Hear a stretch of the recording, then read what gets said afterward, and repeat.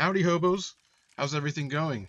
I know it's hectic and crazy out there right now, so I am humbled that you've taken the time to sit down around the virtual campfire with us today. My name is Mark Hammond. Welcome to Hobo Space Camp.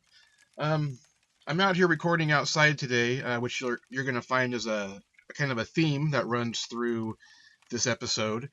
So if you hear things in the background, I apologize. It's a working avocado grove, and people are working, and sheep are making sheep noises, and crows do their thing. So I hope it's not too distracting. But we'll deal with that as it comes. So listen, if today's episode of the virtual campfire doesn't solidify the fact that I have some of the coolest friends on the planet, I'm not sure what does. Sometimes I finish talking to someone and I'm just blown away that I actually got to participate in that conversation. And these four people I talked to today are no exception. We're going to start off by talking to Missy Miller about how she's dealt with and continues to deal with the stress of taking on guardianship of her three nephews when she was in her early 20s. We're going to talk to Amber Frida about what she's got going on in New York and globally, really, with healing gardens and enhancing our lives by adding nature back in. We're going to talk to Evelyn Von Zuel about learning the language of astrology. And then we're going to wrap things up once again by talking to Chris Gruden because, well, frankly, I was worried about him after the last time he stopped by the virtual campfire, and I just wanted to check in on him and see how he's doing. But it's so much fucking goodness packed into one little podcast. You wouldn't think it could possibly be true, but it is. It's so true. Now, before we get started, I need to take care of a little self-love and throw a few things out there into the universe. It all starts with a word, right? So first, Holly and I have written a television series, and we're in the process of writing a screenplay, and, well, we're looking for an agent. And I was looking online and came across this article, interestingly enough, on how to get an agent, and I want to read something to you. This was step 4 in a 4-step process on how to get an agent. Here it is, step 4. You will want to be sure to let all of your friends and coworkers know that you hope to break into Hollywood as a writer, and that you're in the market for an agent. Chances are someone will know someone who will know someone who will know someone that can get your material in front of an agent. Now, my first instinct was, man, this is some bullshit. This is the content that's being churned out into the put out into the universe right now. And then I thought, well, what if it's right and I'm the loser for laughing at it? So there you have it. We'll see what happens. I threw it out there. Let's see, universe. Now, if you need something to do while you're waiting for my TV show to come out, which hopefully will be sometime in the next 50 years, you can always take a trip on over to hobosafecamp.net. Here's something exciting. Other than just being able to order a tarot reading or a book or smudges, which you still can do, I'm also offering one-on-one services. So right now I have a 1-hour Ask Me Anything session on sale for a limited time. You can use this time to pick my brain, cry on my shoulder, or even turn it into a tarot class. I'd love to help you step up your tarot game. It's true, I would. And because here's the thing. Cue the sad music. I need your help to make this magical movement take off. I really do. It all depends on you. I depend on you. It all depends on you. Everything depends on you. Okay, enough of that. Let's get to the good stuff. Let's get to these 4 soldiers of light. Let's put that intergalactic tin can telephone that's stretched across the universe and all of the dimensions. It only delivers love, Put that thing up to your ear. Missy, Amber, Evelyn, Chris, ramble on. I'm just a rambling hobo. I ramble all alone. I'm just a rambling hobo. I ramble all alone. Ain't got no one to love me. No place to call my home. All right, we are going to start this campfire off with some words from my new personal hero. I can't wait for you all to hear Missy Miller's story. It's just this beautiful, inspirational story. You can find Missy on Instagram at its.me.missy.miller. Every time I'm scrolling through Instagram and one of her posts shows up, I always say out loud, no matter where I'm at, I always go, "It's a me, a Missy Miller," every time, and it always brings a smile to my face. So I was a little bit thrown off when I actually heard her voice, and she doesn't sound anything like Mario. She actually, I was waiting to hear, "Hello, it's a me, a Missy Miller," but it wasn't. Um, you should check out her blog. Her blog is missymissymiller.wordpress.com. The link is also in the bio of her Instagram page. Her writing is absolutely amazing, and it's personal and it's raw. I'm going to read you something from her blog right now because before we get started, because I'm worried you won't go check it out, and I really want you to hear it. So here it is. This is from a post called "Nostalgia is Served in Heavy Doses" by Missy Miller. Perhaps the color of nostalgia is sepia or black and white, or the colors in the pictures hanging on painted walls. Maybe it's the smell of the earth after a warm rain in the spring, or the sound of an old song that makes your mind travel, revealing silently mournful memories that we've tucked away within ourselves. A sweet remembrance, a pining reverie, a homesick longing, or a subtle blast from the past. The feels of a previous place and time that make your soul sing and your light shine. Nostalgia. That bittersweet blessing that keeps popping up in our lives. Whether coated with sadness or fondness, it's a feeling of wanting to go back to that time, even if just for a moment. Not because of the feelings of the present, necessarily, but because it was a time of such sweetness, such goodness. We long for the times that made us feel safe or abundant or stress-free. We long for the good times, the back in the day times, the when we were younger times. I look in the corner of my eye at the picture that rests upon the table. My sister and I smile at the lens of a throwaway camera, our congenial faces pressed together, our blue eyes glistening from the flash, our smiles big and bright. I sip my coffee, my blue eyes holding gaze of the two of us in that picture, in that moment and that time, and I'm taken back, achingly so, to a time when life was a little more simple, when my sister was just a phone call away, when my sister was my sister, when there were no news headlines or worry of where she might be, or all the craziness of now. Ah, nostalgia. My story is a little bit funky and it's a little funny if you look at it in that light. I'm I'm a 29-year-old Missy and I'm married and I'm happy and I live in a tiny little town that we grew up in. And about 5 years ago, after I got engaged, my husband and I adopted my three nephews, Oh, who wow. are my sister's kids. Because she's, a really, really heavy substance abuser, which is very sad. So the situation there How long ago did you do that? is about, well, I took guardianship of the three boys two separate times.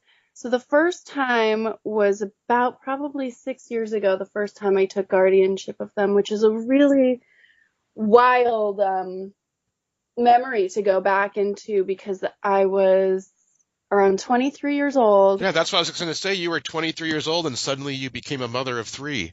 Yeah, yeah, it was crazy. I definitely had a lot more help from my parents who live locally at that time as well. So it was pretty crazy going to the courthouse and saying, I need to go get these kids. They're not safe. And being handed a paper that says, "Here you go. You're the guardian of these children Man, now." man. It's so real, very, very emotional, and really crazy, really wild. So yeah, I handed my sister a paper with me at the door and some cops beside me, and took on those boys with my family, and it was a good time though. It was a very, very, very hard time. Pretty crazy. This was before I got engaged. And my Byron has stuck with me forever, which is awesome. But so after that, my sister went into a program, and after a couple of years or a year and a half, she did really, really well. It was a reunification program. So we slowly, got her back with the boys and got them their lives together again, and everybody Right. else's lives together again. So, and then she actually spoke at this big gala in Boston about recovering from drug addiction and domestic violence. It was beautiful. She spoke with J.C. Monahan, the news broadcaster on TV, and it was a really, really great thing. And then about a month after that, she relapsed and overdosed. Oh man. She's alive still, Oh, okay. but yeah, she overdosed and was found in her home, and it's so crystal clear, the memory of it in my mind, because it was actually just a couple of months after Byron proposed to me. So we were in the happiest time in our lives because, we're young and we had this Right. whole future ahead of us that was kind of like in our own vision, Right. traveling And you thought and everyone was good. She appeared to have doing great. recovered, and like, yeah, so everyone, it's Yeah, your guards yeah. down. And so everybody, and my mom is very sick, but that at that time when everything seemed to clear up a little bit, she was getting better and everything was just so perfect, looking up. It was just it was a new part of life. And so one day it was pouring. My now husband got home and I was just so giddy. We were talking about plans. I think we were going to go on a date or something. And I was just bopping around and so excited and talking about things. And my phone rang and it was my sister. And I was actually going to ignore the phone call because I was in conversation with Byron, and just talking. And I was going to call her back. Uh-huh. And then I decided, no, I'll let her know that I'm going to call her back in a few minutes. So I answered the phone and said, I'm going to call you back. And then, she cut me off and I realized, oh my gosh, she's crying. Oh my gosh, she's hysterical. And I immediately dropped to the floor, beautiful bamboo wood floors, and just started crying because I knew that phone call was our lives changing forever. Yeah.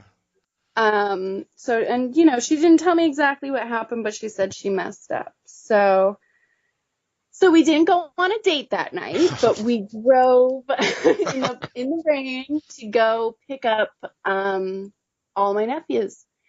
And they had no idea what was going on, they were still in school. We're on Cape Cod and they were just over the bridge. So Okay.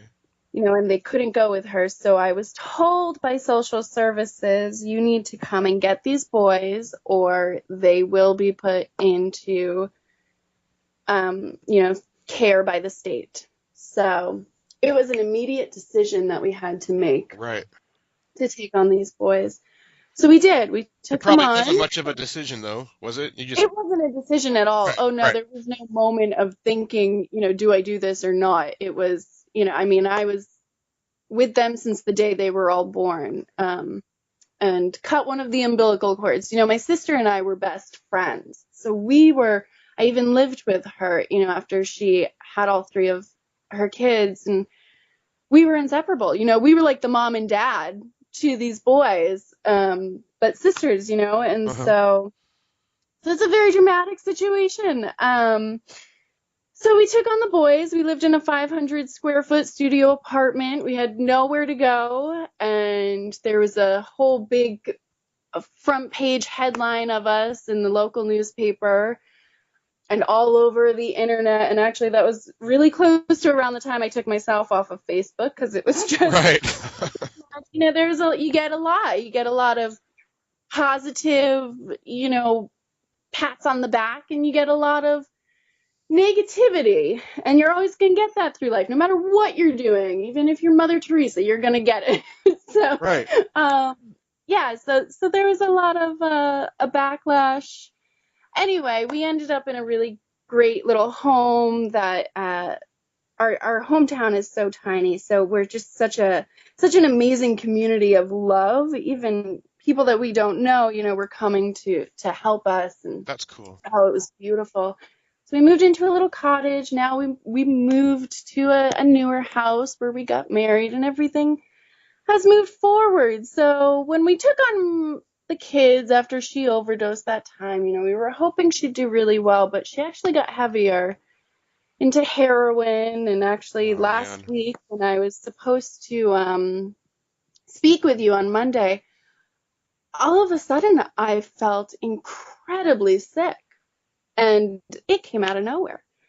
And it was, I think, an empathetic physical sickness that I was receiving, because at that exact time, which I didn't find out until later that day, my sister's eyes were burning, and she was in the hospital. Oh really? And she made the news all over TV and newspapers, and I mean, these stories are still coming out today. She was operating the first outdoor meth lab on Cape Cod. So, and here I've got the boys, and Auntie and Uncle Byron are trying to this shit up. Shut all TVs off and make sure no Oh man. newspapers Yeah, jeez. take That my sucks. 14-year-old nephew's phone so he can't go onto social media, which is too late. Yeah. Yeah. So it's been crazy. And during all this, taking care of the boys and figuring out my sister and trying to just take care of all that. My mom is also terminally ill, which is crazy. And that's actually leads me to like a big part of what I wanted to talk about, which is stress and how we allow it to really just take over our lives, and we feed it so much of our energy. And when my sister got really bad, my mom got much more sick. And so it's almost like every single time something new comes out about my sister, or we find out it's even worse than we thought, my mom becomes even worse than we thought. So, so she is actually such a beautiful woman who weighs 55 pounds, and I have to carry her from, her bed Oh to man. her toilet. So the beautiful thing about that is that we are in the same town, and I'm able to get to her. And God, can I tell you how exhausting that is to be a caretaker? Such a beautiful woman. And at the same time, while, spending time with her, we're reading newspaper articles about her oldest daughter. So Right. it's a crazy life situation. But what I really wanted to talk to you about was stress.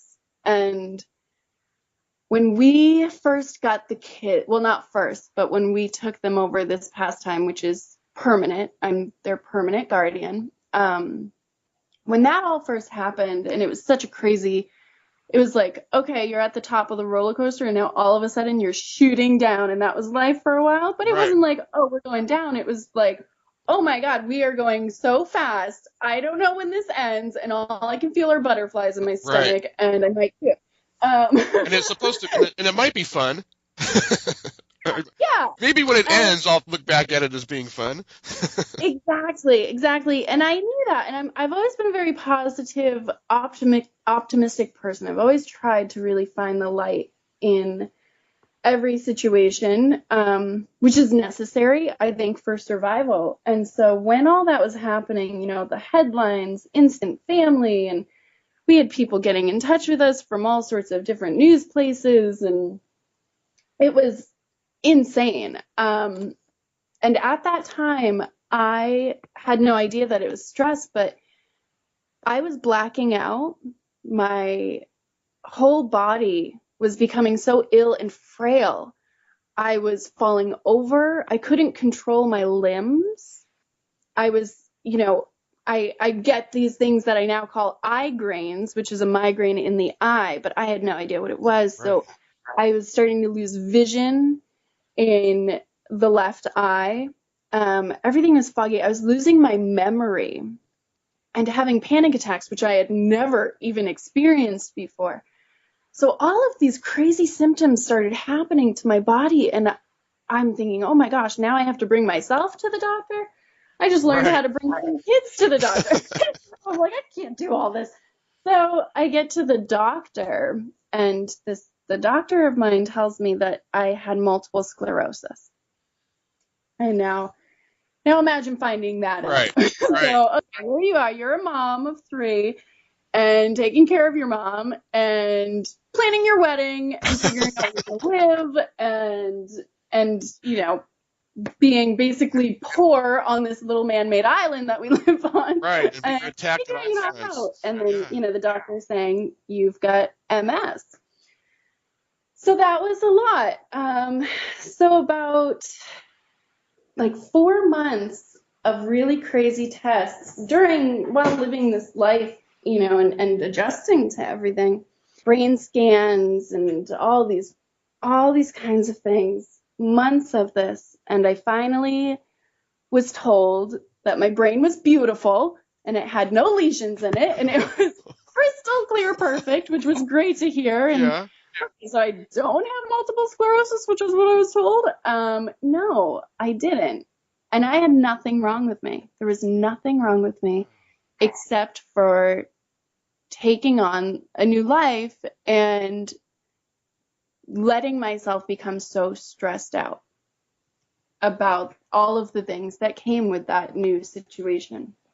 And so it took a while for me to realize that I was doing this, that I was taking in all of this stress and just placing it in these different parts of my body subconsciously because I wasn't working through the stress in my mind. Yeah. You were just kind of taking on life as it was coming to you, Yeah, and you weren't even thinking about how it was affecting you. right. And crying and getting angry and feeling the feels, which is good, which is what we need to do. Not excuse sadness that we feel or stress that we feel, not try to wash it away and throw it away, but to actually, see it, feel it, and then let it go. And that is the part that I wasn't doing. I wasn't letting it go. And what I've come to realize is stress essentially is just fear. And we let so much fear run our lives. It literally makes us sick. And so stress is fear of the unknown, fear of something new, or fear of these fantastical possibilities that we're literally just creating in our minds, creating more stress and fear because we don't know what's to come. So if you're handed a situation, you get 3 new kids. Oh my God, that has never happened before. I'm so stressed out. And then just thinking about all these other things that would come with it, total life change and all these doctor's appointments to deal with and school and all. And I was getting ahead of myself and just taking all that in and not allowing myself to take enough moments to realize, okay, this is what's happening and it is happening.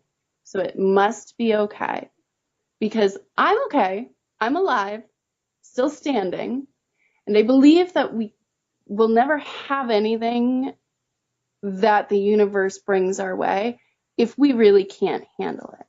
So I had to remind myself of that. We are here on this earth with literally the power of the entire universe inside of our little bodies that we use. And we really have the power to overcome stress and fear and all of those toxins. If we just realize, okay, they're happening, they're there, but I'm still way stronger and more complete than those things, than those outside stresses and fears. So then I started to realize, okay, I'm dealing with stress that literally was making me sick.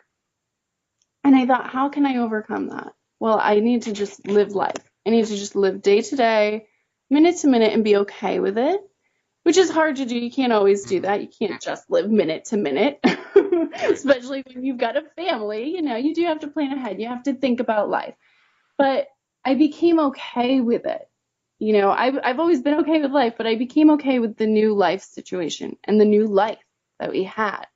And it took a while to realize that in order to conquer this stress and this fear that we feed ourselves, we need to replace that with finding the love and the gratitude that we know that we can have during crazy situations, crazy moments. So like right now, my mom is incredibly sick and we don't know how much longer we'll have with her, which is heartbreaking, really, really hard. But I appreciate and I am grateful for knowing that I'm here living this moment, this life, and I'm the one who is able to have this extra time with my mom and to take care of her like she used to take care of me.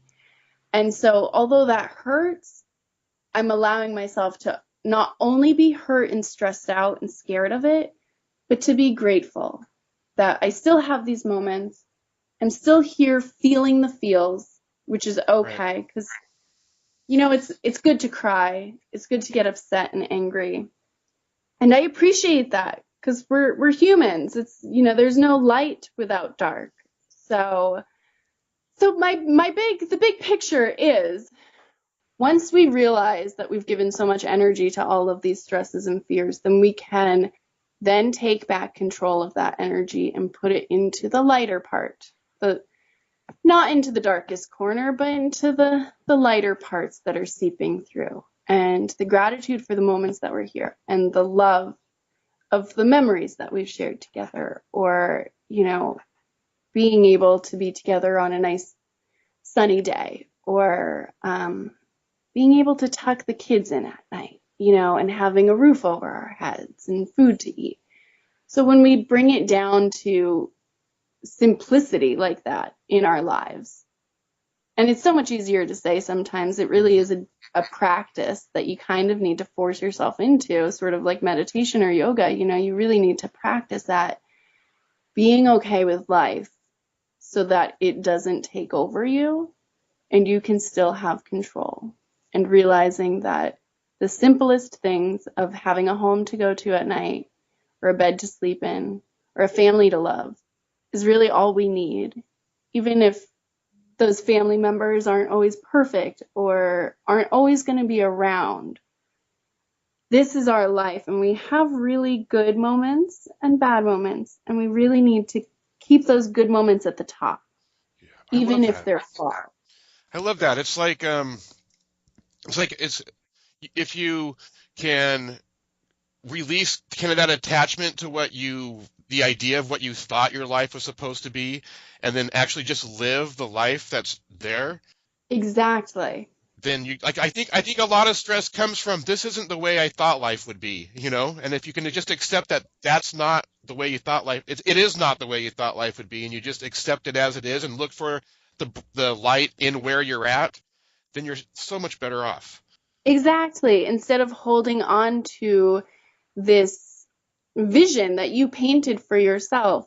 And then once we, because that was a big thing that we also had to move forward from. And I learned so much from that, our vision, our painted vision of buying a house and then having a baby when we're ready after we travel. And okay, perfect, great, picket fence. When does that ever happen? That doesn't happen. And it's very silly for us to really spend our lives holding on to that vision of, okay, I'm going to get there and that will be my life. And while we're doing that, we're not realizing that, no, this is your life. This is it. And it's beautiful. It's almost like this real life version of you is looking at this alternate reality version of you's Facebook page and like getting jealous of this alternate version of you that's the life you thought you were going to live. And you're sitting here in this life that you live with everything you could ever want, but you're looking at this someone else, you're looking at your alternate life's social media going, man, I wish I had that. And that's like stupid. Yeah. And then deep down, really, it's like, whoa, I do have that. We do that so much. Like, oh man, or we look at somebody else's account and like they're on vacation and oh man, I wish I had that. I wish I could do that. And I think also like something that I'm very strongly believing in is we're magical people. We're magical miracles. We really can create and manifest anything that we really do deep down completely want. But nothing, even if we painted a picture perfectly, I do think that it will come to us, but I never think that it's going to be the exact painted portrait that hangs on your wall that you were expecting. Life is unexpected. And I think that's what makes it so beautiful. Nothing is perfect. And I think most people appreciate imperfections because that's what creates a perfect masterpiece. And so, yeah, I think that when we hold on to that vision, it's silly because the vision of our lives that we're living right now is the vision that we have created subconsciously deep down, and I realize that, there's this big thing, your reality is what you've created. And so, when you're handed 3 kids and changing your entire life and everything, and you keep reminding yourself, well, you created this reality, you get a little bit pissed off at yourself and you kind of want to tell yourself to shut up. I did not create all of this craziness. But then you kind of realize, and there's always outside sources and forces as well. But Right.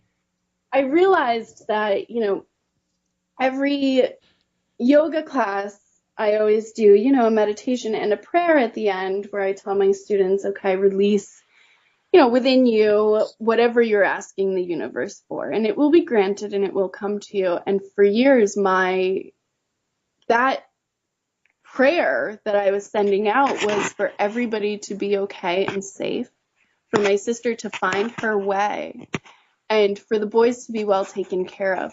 And now during that release of a prayer and trying to manifest that, I knew deep down that the only person who would be able to take care of these boys the way that I knew they had to be taken care of was me. I wasn't necessarily asking, make me the guardian of these boys, but what I was asking was bring them somewhere safe, guide them to where they need to be, to their safety net, guide my sister to where she needs to be, and guide me to where I need to be. And that's exactly what I got, Yeah. And it's sad that my sister is God knows where right now with chemical burns from a meth lab. That's sad. Nobody wants to say that's what their sister is doing. But when I'm able to have come this far in realizing in my mind that she is a completely different spirit on this planet in a completely different journey, figuring out what she needs to figure out and living the life and the story, her own movie, which is hers, and it's outside of me. And so then I need to accept that. And that's a great way to conquer the stresses as well, because we get so stressed out about other people's lives and what they're doing, and we know it's not good for them, but Right. I would argue that you are creating your own reality, and you had the choice to live this other life, and when the time came, you chose to be the one that was there, and so you are creating. It's the universe throws all these pieces at you, and you have to there's blocks before when you build what you want to build. We're all building these right, different things, and we all have these different pieces, and you chose it. You could have not, and you did, exactly.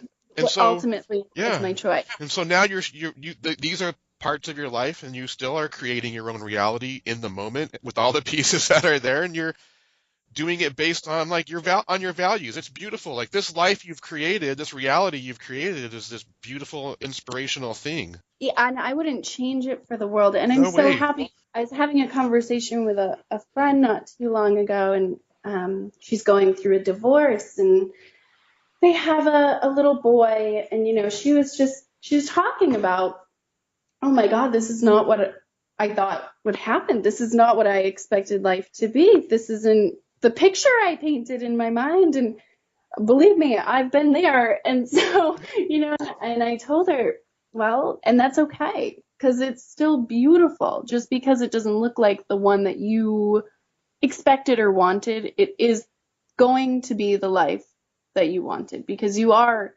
the one in charge of it. You are controlling it. You are making the choices to get yourself where you want to be in life. And it's not the picture you imagined, and it's not what you expected, but it's exactly what you need. And I had to, teach myself that a lot every day for a couple of years. It's not what I expected, and it usually never is, but it's what I needed. And I'm so grateful and so happy to have this amazing family, and to be learning all of the things that I'm learning with my husband, like how to deal with a crazy teenager. Right. And When you and practically still are one, you know? exactly, right. Yeah, so it's funny and it's exciting and I love it and I wouldn't change it for the world. And I think about, comparison of my life before we had the kids and after, and how far we've come. And they have taught us so much and we've taught them so much. And we really, I think they needed us and we needed them. And this is our family. And I love it. And I appreciate it. So, every day I say thank you to this beautiful house that kind of just like fell from the sky. We were living in a tent in my parents' backyard, and it was actually a really cool tent, and it was like one of the best living experiences ever. And it was We'll the have to summer talk that, about that tent life on a yeah, later yeah, episode. I love it. And it's actually really funny because when we had no idea where we were getting married, where we were going to live, but we knew we were going to do those things. And at that moment, we were in a tent. And when we moved into this house, which is just a minute down the road from where we were, it was so funny because we just kept bringing ourselves outside because we were so happy and used to living outside in the tent and with all of the birds and the noises and just the environment and the fresh air. And it was almost kind of like sad to go inside to go to bed. Right. Well, that's funny. It's funny. Our lives are really paralleled because I haven't had to deal with the kind of things you've had to deal with, but when I met my wife, I'm a little older than her, so I had 3 kids and she was 24 and I had a 14-year-old. And so we like I can't wait for her to hear this and like the Yeah. and then Wow, that's we so spend funny. we spend more time outside in the like I spend more time in this 8 foot by 8 foot shed outside the house than I do in the house just because I just like to be outside. Yeah. Yeah, absolutely. And I think that our earth connection serves us very well. I think most of my inspiration comes to me when I'm outside Yep. in nature and just listening. There's so much, I ask for signs every day from the universe, just for anything, just for fun. It's kind of like a game for me. Right. And most of my signs are waiting for me outside Yep. off Yep. the grass I or feel in ya. the trees. I feel ya. Okay, up next is Amber Frida. Amber is a garden designer who is starting to incorporate healing plants into her designs. And again, like the last 2 podcast episodes, themes begin to emerge. I just love what Amber has to say about being outside and finding ways to connect to nature. She's got some really innovative ideas, and I'm sure it's just a matter of time before they take off. And if I heard her correctly, I believe she also calls for a revolution in this little snippet. So take a listen and see if you hear the same thing too. You can find Amber on Instagram at Gotham Gardener. Her garden design website is www.amberfrida.com. That's AMBERFREDA. Check it out. Sign up for the newsletter, read the blog, spend a little time getting to know what she does. But also, she also has an Etsy store. It's amberfrida.etsy.com, and you really need to check it out. She sells all kinds of herbal products like teas and ointments, things to help you live a healthier, more natural life. So, Amber, take it away. I really love making beautiful gardens for people.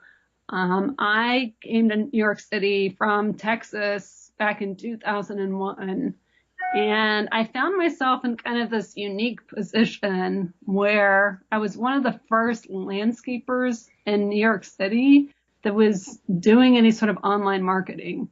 So I found myself all of a sudden working for some of the most successful and wealthiest people in the world because I had this advantage Right. that other landscapers that had been doing this for decades didn't necessarily have. Now, when you were doing landscaping, was it like outdoor landscaping or indoor or kind of everything? Yeah, I always had, from the time I started my business, and I did work for other people where I did a mix of the two, but ever since I started my own business, we always had this focus on the outdoors. I find I can do interiors, but it's something a little more artificial Right, about it, and right.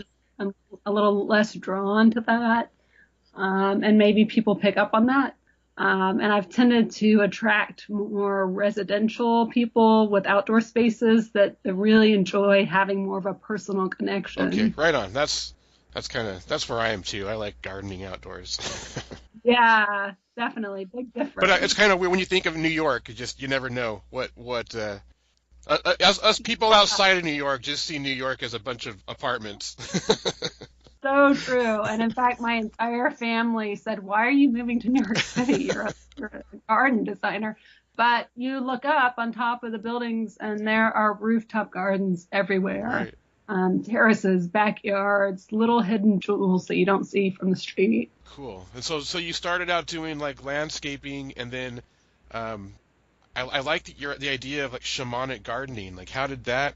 What was the process where you came into that? I've been studying shamanism for a few years, and I I have a thing where I'm kind of like I don't want to be too woo woo for people, Right. right? So, I have a lot of people that are very corporate in New York City, and they're just really not ready for that. Right. So I'm kind of working in these shamanic ideas in a way that they're not even really cognizant of. So Gotcha.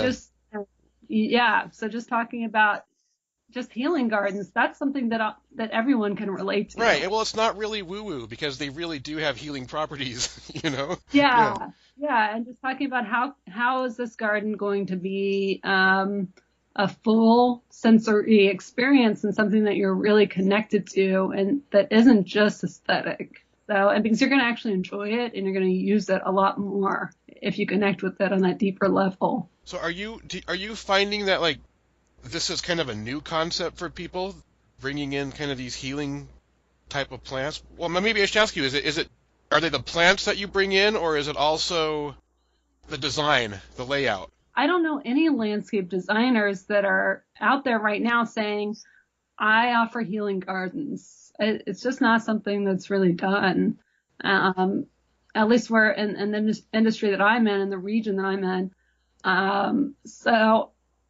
I feel like it's sort of a new idea. At least, at least it's not a concept that seems to be out there right now. But I think that people are really missing that sense of connection. Our brains evolved over millions of years, with us living most of our days outdoors.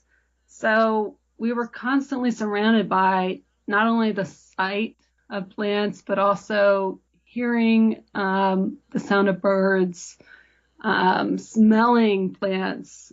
There's been so much science recently that has showed that serotonin levels are related to these fractal images in nature and the smell of dirt. Right. So when you don't have that in your life, there's a deep disconnect, and I think that it winds up affecting us in profound ways. And I think a lot of the depression and anxiety and insomnia and just overall feeling of disconnection in our lives can really be traced back to trying to figure out what is our relationship with nature, and what is it in 2017, and how can we redefine it, but at the same time really honor our innate nature. What are you finding out there? People is there a complete disconnect from nature? Because I'm completely I'm pretty isolated from the rest of the world, and I spend more time outside than I do inside. Really only inside to sleep, and the rest of the time I'm outside, and that's not a joke. I'm always outside, and so like I'm just trying to put myself in that place where if I were to have to live in a place where I couldn't always be outside, a garden would be such a huge like that would be the most important place in my house would be the backyard or the rooftop.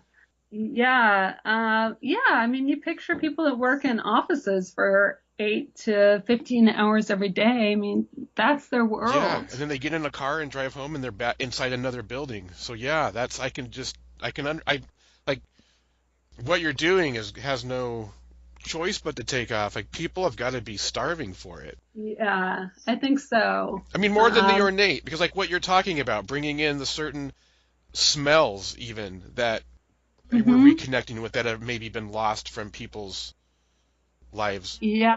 Yeah, the fragrance.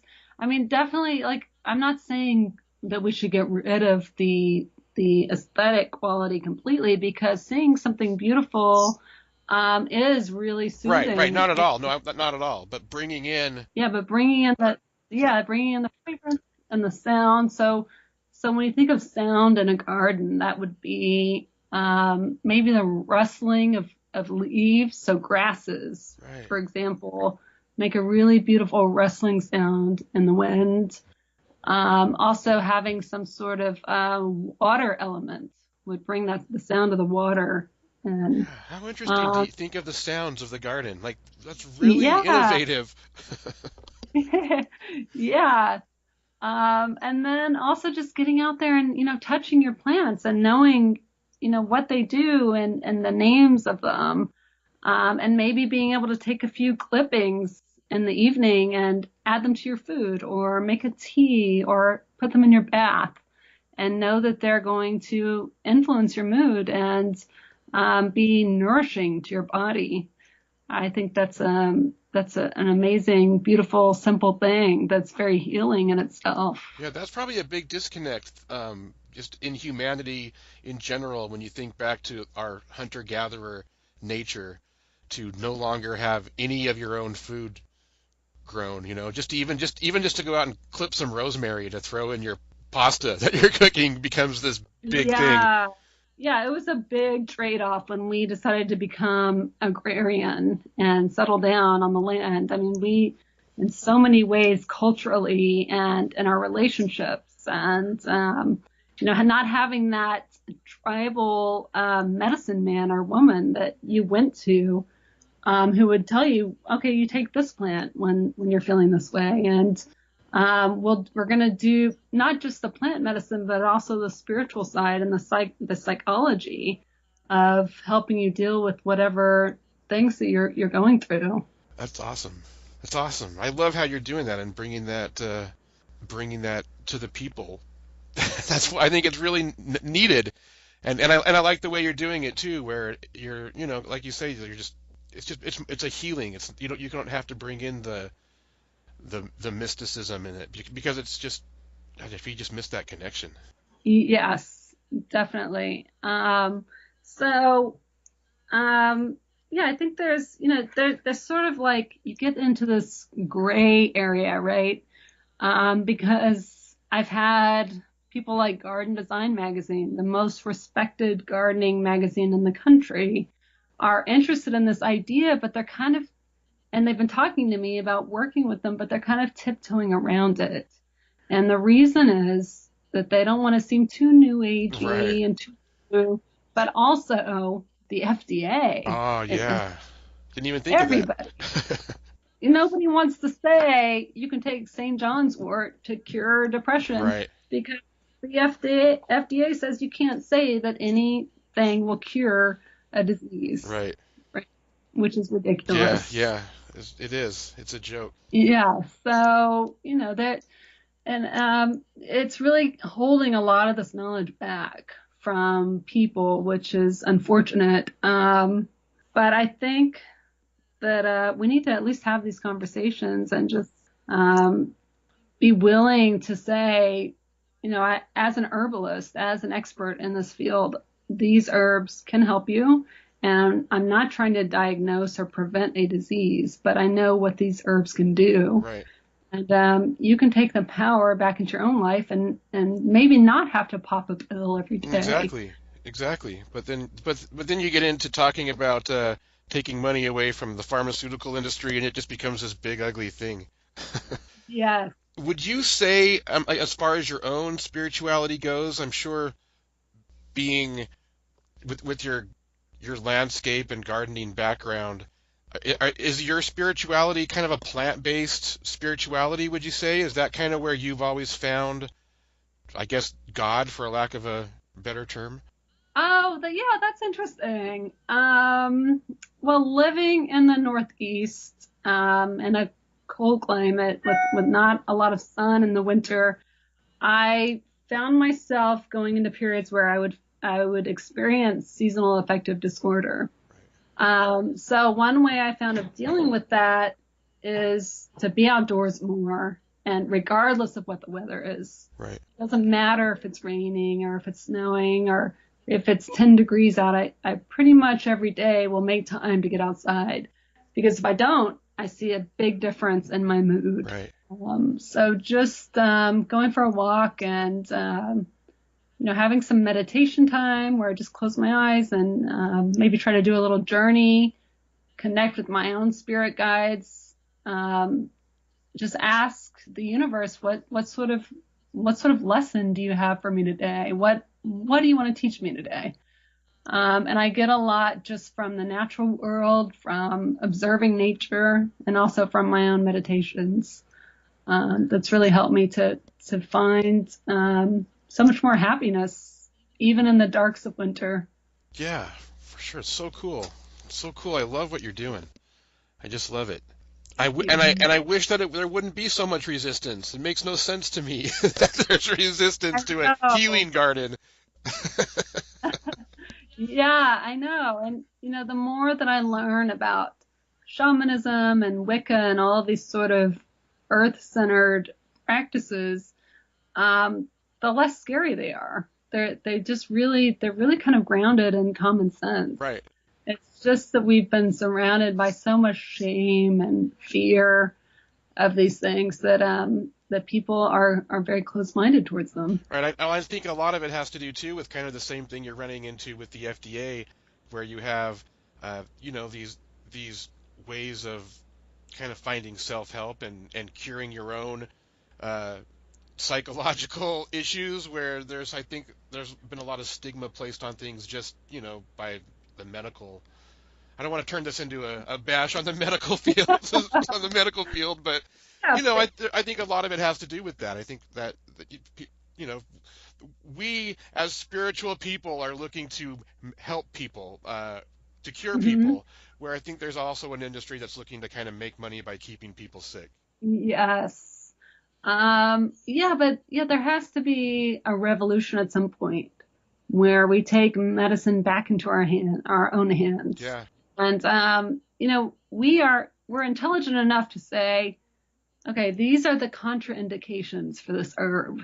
Okay, so a pregnant woman should not take pennyroyal because it can cause an abortion. Whatever it is, like we're responsible enough that we don't need the FDA to be our babysitter. Right. I agree completely. It's nuts. We've given up control of our lives completely to them, and from an herbal perspective, medicinal perspective, and I think that we're missing out because of it. Perspective. I mean, we've given over control of everything natural. Yeah, definitely. Wow. I'm sorry. I'm having epiphanies in my head as I'm sitting here.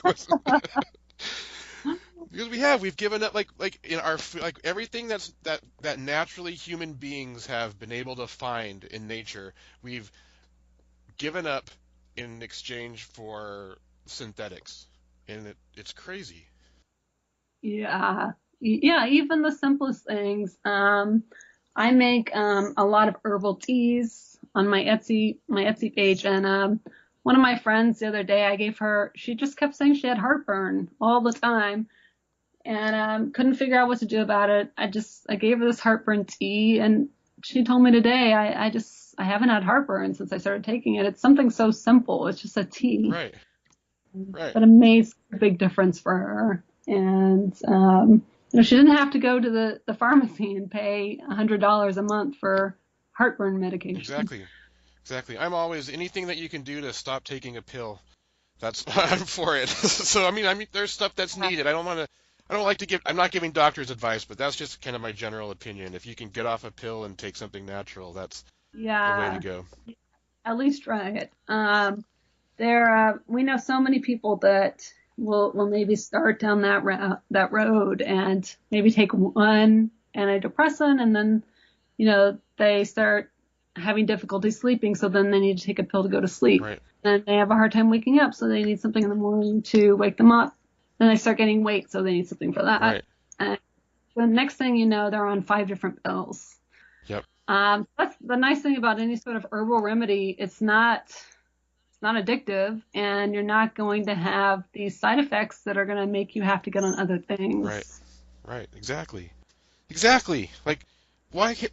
It's so simple. It is. It's like the earth already contains pretty much everything we need. We just know how to use it. Right. It's so simple. Up next, Evelyn Von Zuel is here to talk to us about how a beginner can get involved in astrology. I really love how she equates it to learning a new language. I know for me, I tend to get confused the second anything that even kind of looks like math kind of comes into play. But Evelyn breaks things down really beautifully here, so we can better see the process of speaking the cosmic language. You get a better understanding when we actually can speak the language. You can find Evelyn on Instagram at astrom.council. That is ASTROM.COUNCIL, Astrom Council. Her website is astromcouncil.com. You really have to go check it out because she's got all kinds of great information. You can join the email list. Her blog is out of this world. I know that sounds cheesy, but it's true. It's really informative. It's really well written. It's great. And she sells these charts that are beautiful. You can hang them on your wall. Go check her out. Really, you need to. Evelyn, the floor is yours. It is, and it is and it isn't. It's kind of like the fun part of math, like the visual side of it more so. And it ties in a lot of sacred geometry as well. And strangely enough, geometry was the one math class that I really liked. There you go. Yeah, because it actually created shapes and pictures. So it's like, oh, I like that. That makes sense. And it does the same with the chart. But the very basic, best way to get started is just to learn the symbols and getting down to the very basic of what the symbols mean, like the circle or the crescent or the X, or the circle with an X in it. Because a circle means the same thing, I believe, through all like healing modalities, like across the board, as well as the X and the point.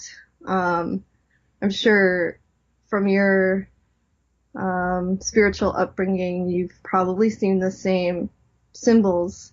So it's all very tied in together, and it's pretty holistic that way. It's kind of one of the only languages that we have that can span across multiple different languages, like human spoken. Right.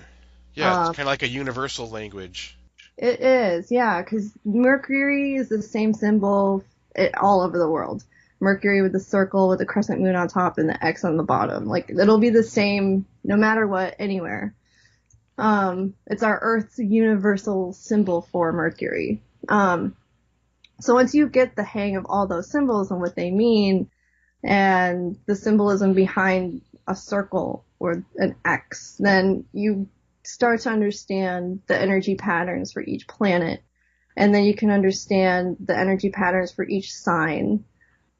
For example, the circle is like the whole or unity, like the cycle of life.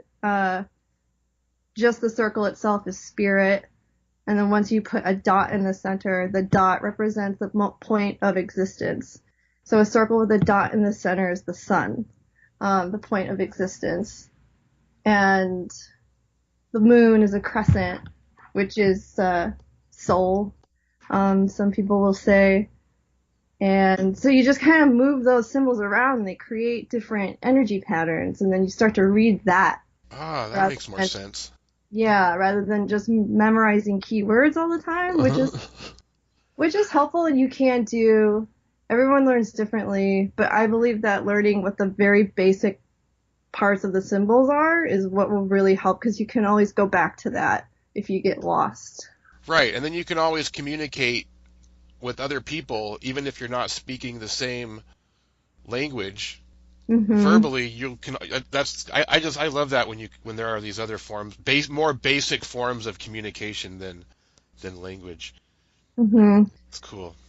Yeah, so just memorizing what all the symbols are for all the planets and signs is like the very beginning. And so I used flashcards for that and just did that for a little while until I got it all nailed down. And then I went into more keywords, and once you get the keywords down and what it represents, then you can start building sentences. It's like learning a whole new language. Yeah, no, that's how I love the way you're putting it like that.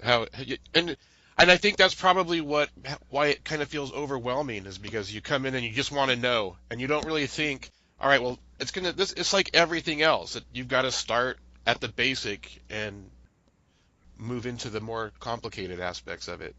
Exactly. But first you have to understand that foundation. Yeah, it's like when I started taking piano lessons, I took 3 classes and was totally done with it because I just wanted to play like right. classical music the first class. Right. But she's like, no, you have to do chopsticks first. I was like, I'm done. Yeah, but, that's what I need to do. I need to start setting, I need to just take it more of that at that basic approach, and then it's not like so overwhelming. You can kind of like have that be like the one part of your day where you're doing your lesson on that for the day. Yeah, I like that. When you look at a whole chart and you see all the symbols with all the lines and all those numbers, even sometimes I get overwhelmed, but I have to remember to scale it back and just start with the planet.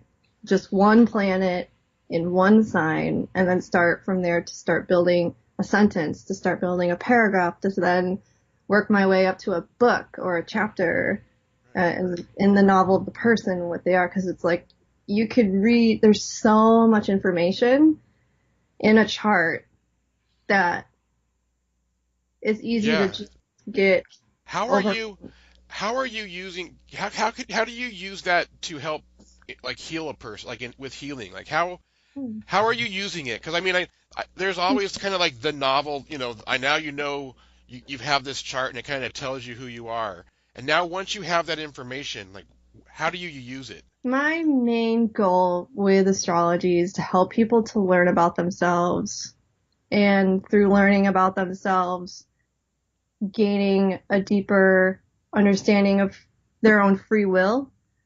And I'll never tell anyone what to do. I'm not a psychic, and I'm not going to pinpoint the prediction of a very specific moment, but I'm going to explain the potential energies around you and what's potential, like what your will is, what the potential of your will is for moments. And I think within that, it allows people to like see even their own potential that maybe they didn't realize, or they have self-doubt or guilt or shame.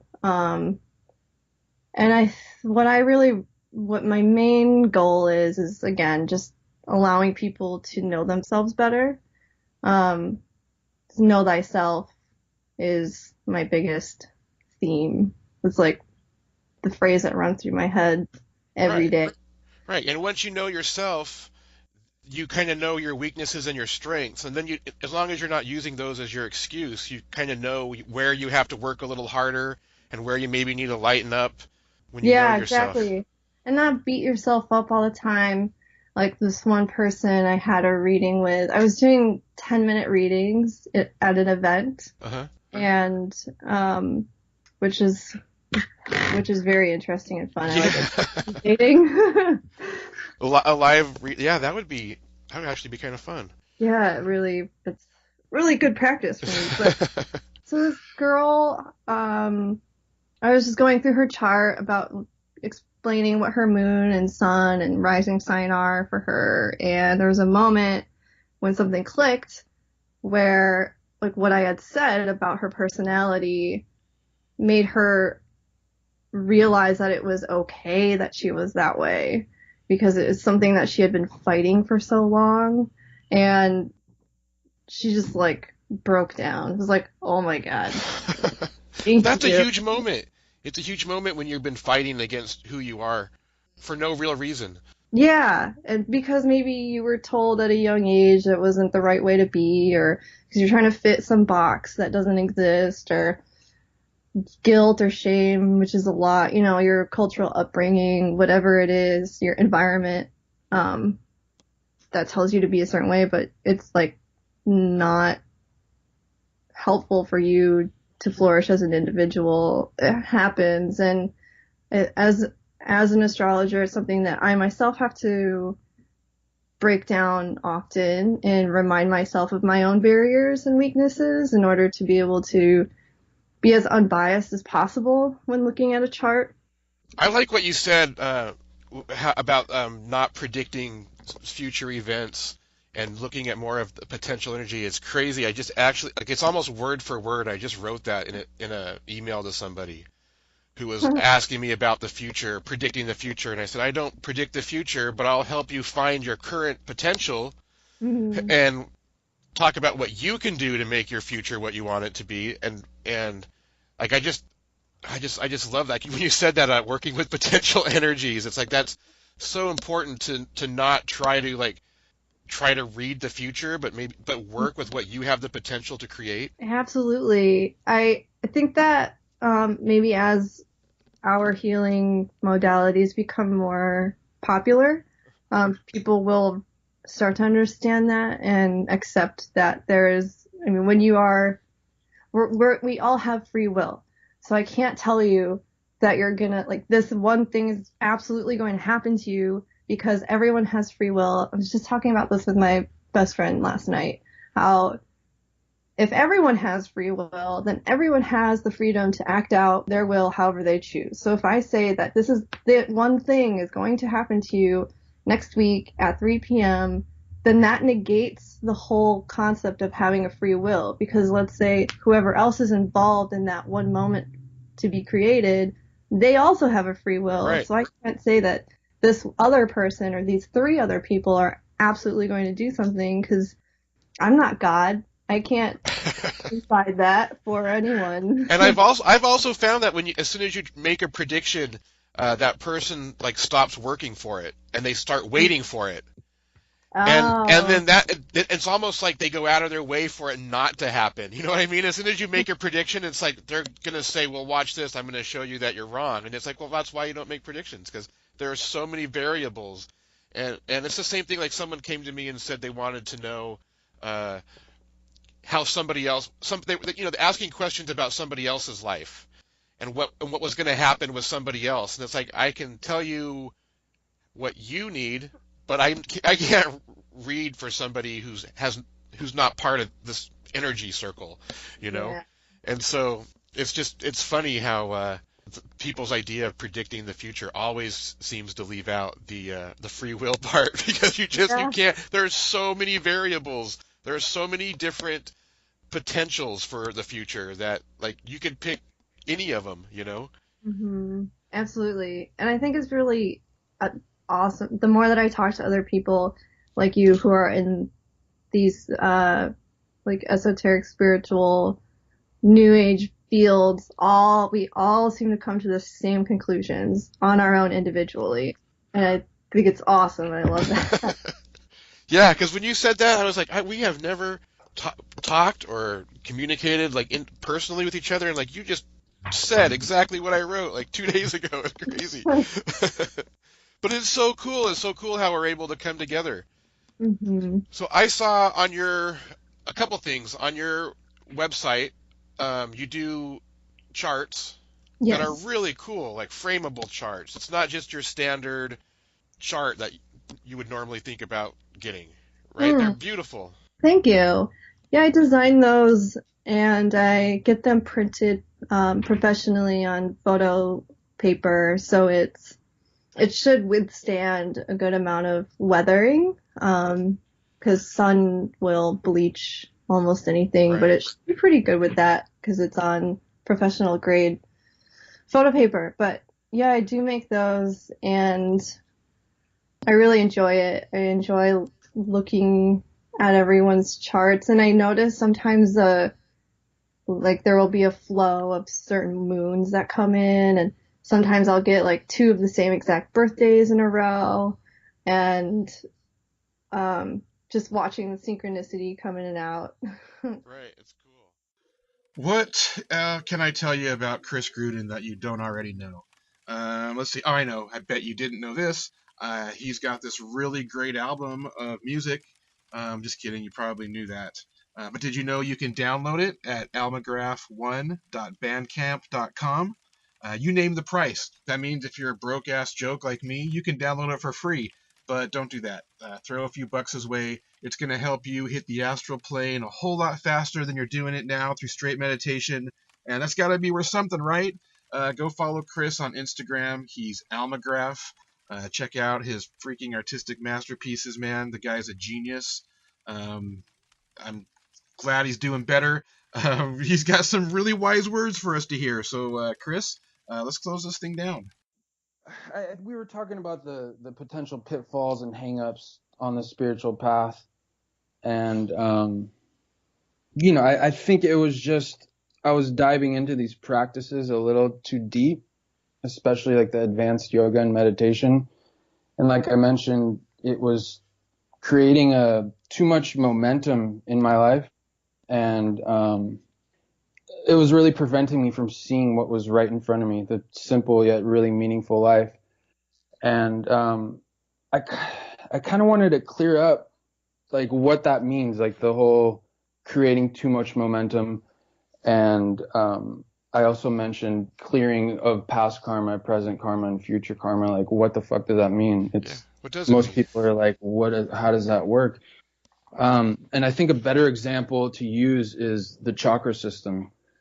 Okay. And anytime you're dealing with energy, like chi, prana, kundalini, any type of yogic practice that moves that up the midline, you're going to start opening chakras and you're going to start balancing them out. And what can happen is chakras can open too early, too suddenly, and you might not be ready for what's going to unfold. I mean, when you're moving that energy and when you're balancing chakras, you're evolving yourself and your consciousness at a very rapid pace. Carl Jung wrote a couple books about it. And so if you're not ready, if your second chakra opens and you're not ready for it, it could turn into an overflow of sexual energy if you're not ready to move that creative energy in however you may. Right. And if you open your heart chakra too early and you're not ready to love, then you could feel very lonely and very isolated and lost. And I think what the case that we hear about the most is people opening up their third eyes too quickly through yoga or psychedelic drugs. And that's when you get cases of schizophrenia and people land in mental hospitals and stuff, or people claim that, the people that claim that like, yoga is satanic and all that because they see, spirits and darkness because their third eye opened and they have no idea what they're doing. They don't know what they don't know that realm. Right. So you're going to get angels, but you're also going to get demons. So it's probably quite a scary experience for some people. Yeah. So I think I was maybe dealing with a little bit of that. Just lots of energy. Yeah, it's kind of like writing a paragraph, huh? Like you start out with your first sentence and like you can't jump to the end. You have to kind of let the story unfold. And I think a lot of us do. You try to move ahead before you're ready. Yeah, that's a good way to put it. It's like learning a language. You're not going to just jump in and be fluent. You have to kind of work your way into it and slowly immerse yourself in it. Yeah, absolutely. But I don't know. I did a lot of reflecting and kind of was thinking about like, what am I doing on my spiritual path and with these high-powered practices? And I just came to realize that life is a celebration. I mean, you don't have to get so deep into these practices, and the proper function for spiritual attainment is to embrace that celebration and not to seek it. Right. Once those practices stop bringing you joy, what's the point? Yeah, it's all right there. And the whole, it's easy to get caught up in the seeking trip, especially with spirituality and religion. I mean, we look in books, we seek gurus and teachers, and we look to the sky, we look within us, but it's all just right there in front of us. After every breath, after every step, just right there. Enlightenment is addictive.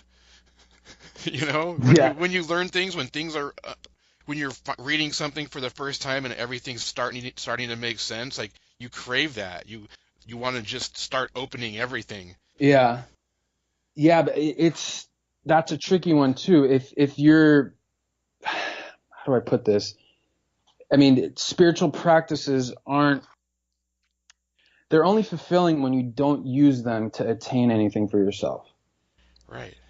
And they start to become fulfilling when you apply yourself to them to celebrate your life and let it unfold as an art form. And I mean, just put in your effort to like make yourself happy and others happy. More importantly, others happy. Yeah. So, I mean, when you're doing these practices to attain something, that's like, it's an ego trip at that point. So Right. that's I never thought of it like that. Yeah. I mean, like in Buddhism, they say if you're meditating to become enlightenment, you're moving away from enlightenment. You want to be meditating to become part of the whole. You want to meditate just to meditate. There's no reason. There's no reason. In Zen Buddhism, there's no reason to meditate. You meditate just to meditate.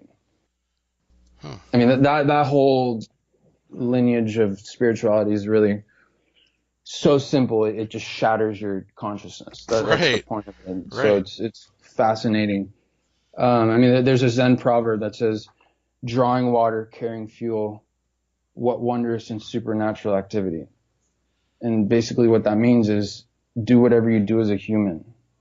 Do whatever brings you joy and happiness, and do it until you master it and it becomes second nature. Right. And I'm about that celebrating life tip right now. So that's what it is. That's a good place to be. Stepping back from the practices that I was doing and just staying in the moment. Yeah, you can put yourself into the practices so much that you pull yourself out of living, huh? Absolutely. That's what was happening to me. I wasn't seeing the simple things right in front of me. I mean, it kind of distorted my reality, and it was a constant go, create. And I mean, granted, I'm still working on art and music daily. Yeah, I wanted to ask you about that. I wanted to ask you what was going on with your music. Yeah, I just finished a new album. And the second one? Yeah, second one. Hopefully I can get it out in the next month and a half. Nice. So yeah, I'm stoked about that. It's been coming very, very naturally. It seems like you had a good reaction to your first one. It seems like very favorable. The people that I know that listened to it all reacted favorably. Yeah, people were very receptive. That was fun. That was fun sharing my music. I mean, that was the first time I ever shared it in a large audience, so it was a little scary, a little daunting, you know. Has there been criticism? Or has it been pretty much positive? Not that I've heard, you know, nothing negative that I heard, but I mean, still. No one posted online, this sucks. No, none of that. Well, shit, man. Anytime I share something that I made, I'm a little nervous. Even though I'm like confident people will be receptive to it, there's always this moment of like, all right, take a deep breath. All right. It's weird. I don't know. Maybe I need to be more confident in myself, but. No, I don't think that ever goes away. The second you put something out into the world, it's like you completely open yourself up. Yeah. But I think as long as you're willing to kind of let that be its own thing, and then you don't take it personal anymore, you know? Like now that even if somebody did come at those songs, it's like it's not really hurting you. It's like, so you didn't like a song, whatever. You know, they kind of are their own thing, and they kind of stand on their own once you release it into the world. Yeah, I figure whoever it's made to reach, they'll get it. They'll receive it. That's awesome, man. That's awesome. Yeah, I'm staying busy doing that. Your writing's been on fire, dude. Oh man, thanks. Yeah, you're using that stress to cultivate some good energy. Yeah, yeah. That's the thing. I've had a lot of good energy. It's been I haven't. It's just been cold, so Yeah. it's hard to get going when it's so cold. But that's just me Yeah. being a spoiled Southern California guy that it's really not cold. Yeah, dude. But back to the whole spiritual mind fuck. I mean, I think it's good for people to, I don't know, I think the most important thing about spirituality and religion is to have a approach that you have is just don't take it so seriously. I Right, mean, let your spirituality flow. Practice it because it makes you and others happy. right. Um, Take the parts that work for you, and if it's not working for you, like don't force yourself into it. yeah, yeah, definitely. Don't try to control anything or grasp anything or push anything away, and just kind of find that path of least resistance, which is not easy. I'm not sitting here saying it's easy, but Would would you say, like, looking back on the path you've taken and what the way you've come about your spirituality so far, like where you kind of went all out and immersed yourself and it kind of became a lot and now you're having to back up. Would you say, like yeah. looking back, would you do it differently? Would you ease into it, or like wasn't that like a fucking experience, man? Like there was a No, point where you were like in it, and like now that you can back up, you can kind of appreciate it, or like do you wish you would have taken a different I can approach? appreciate it. It's just, yeah, I wouldn't change it. I wouldn't change it. It happened. I mean, that's just the way I Yeah, am. Everything I do, I take it to the limit. I'm very extreme and serious with the things I do in my pursuits. you're So I don't think totally I'd change it. extreme. Yeah, I need, I don't know, The way I you need to eat do and something everything, about you're that. totally extreme. So like that's probably the only way it works for you. Like probably take going in slow, you probably get bored. I think you have to go like all in and then like back up and like assess and then go all in and then back up and assess. That kind of seems like the way that it Yeah, has to go. I'm getting there, but I need to stop trying to control everything. Like Alan Watts says, he says, in giving away the control, you have it. Because at Right, that point, I guess there's no friction between you and the universe. It just kind of flows. right. Um, so yeah, I mean, I see the controller as the ego, and then the letting go is the soul guiding, like the graceful fall into the human experience. So I mean, it's just, I mean, what's the best example for that? I mean, nature is probably the best example for that. I mean, just how stars shine and wind blows, ocean waves, birds sing, ants march, planets turn. It's just like a natural thing. And if we center ourselves in our passion and love, I don't know, I think the celebration of life can unfold in that effortless manner, like in nature. So Yeah, I that's think a you're very right. Taoistic way of looking at things. I mean, if you don't look at the earth as an organism, then that might be kind of hard to grasp. If you see it as a construct, it might be like, what? Right. But yeah, No, man. man, I feel you. I feel you. I I I I catch what you're saying. I love it, Yeah, man. I love it. That's why I like talking to you. yeah, just trying to reevaluate it. But yeah, it all happened so quickly as far as like hopping on the spiritual path. It happened, fuck, it felt like overnight. Yeah. You know, I talked to a lot of people and they're like, yeah, I've been like this my whole life since I was a little kid. I'm like, whoa, you know, like you had time to assess things and discern things and like learn about energy and for me it was literally like overnight. Yeah. I'm And still getting excited about things. I'm still get blown away when shit happens. yeah, I mean, what was it like for you? I mean, were you spiritual as a young child or No, were you, no.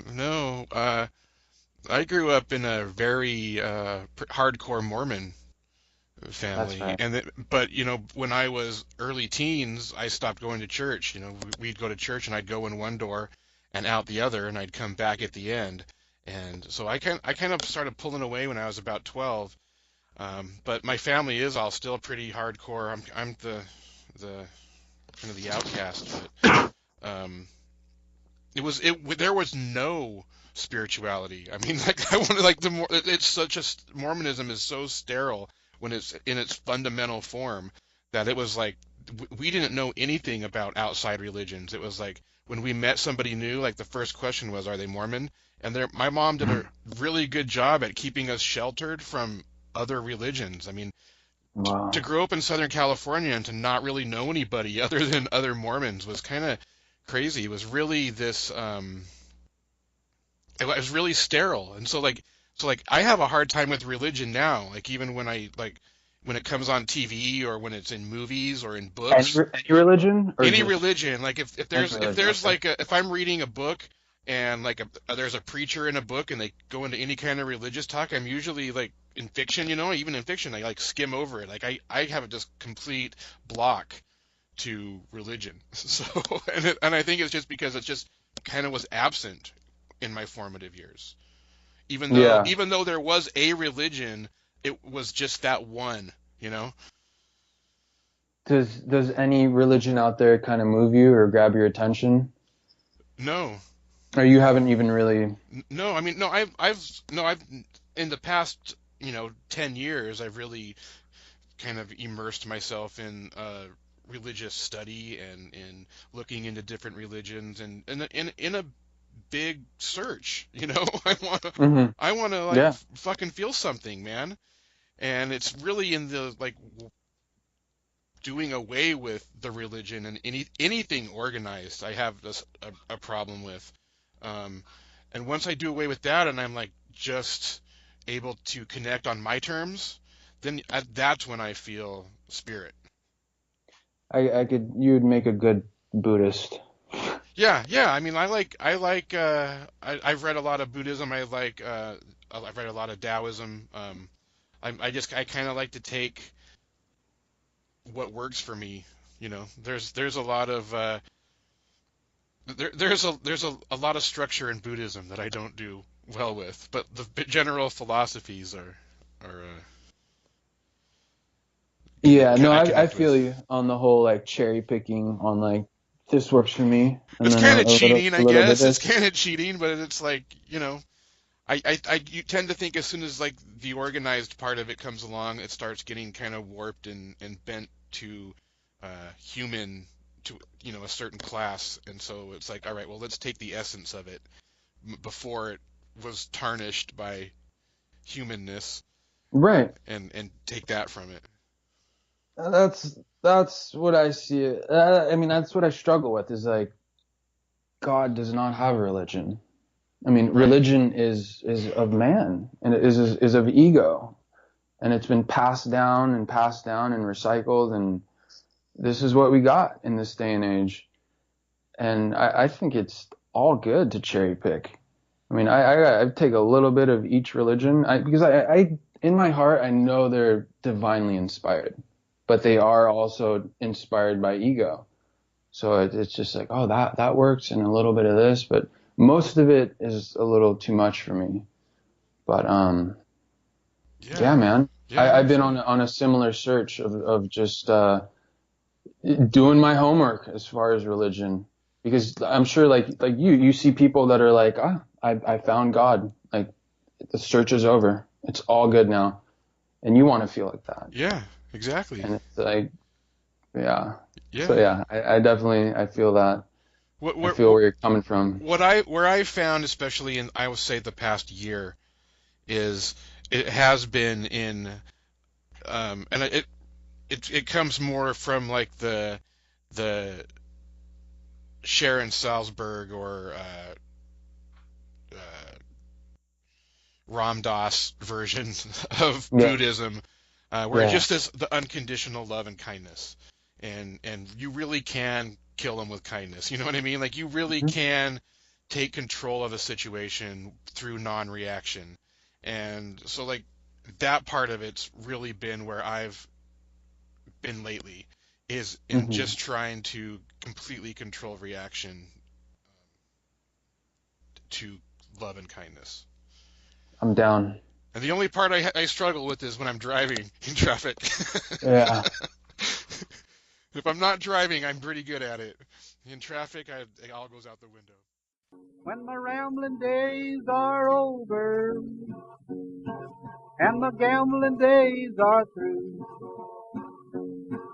when my rambling days are over and my gambling days are through, if you tell me that you love me, I'll be coming back to you.